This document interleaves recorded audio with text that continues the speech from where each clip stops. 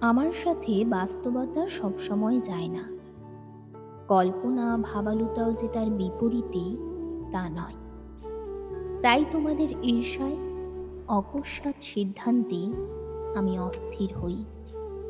আমি দগ্ধ হই তোমাদের না বলা মনের কথাগুলান যখন কাজে পরিণত করো। পার্থিবের আশায় স্রেফ এককে এক পৃথক করায়।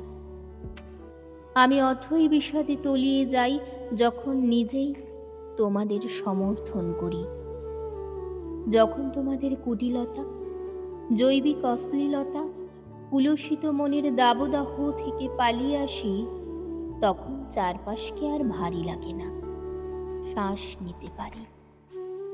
সবার উপর না হোক, সবার মতো ভাবতে পারি। যদিও শূন্যতা খুব শক্ত করেই আমায় জড়িয়ে ধরে। আমি তীব্র গতিতে ছুটে যাই সব্বাইকে পাশ কাটিয়ে। অপরিচিত কোনো সময়ের মোহেই আমার দ্রুতি, যদিও শেষটা আমি জানি না। প্রয়োজনের চেয়ে বহু বহুগুণ অর্থ সম্পদ করেছি, তবে অনেকে মনে করে নাম যশের কারণে। অনেকে মনে করে ঠিক এই সময়ে প্রতিদ্বন্দ্বীর অভাব।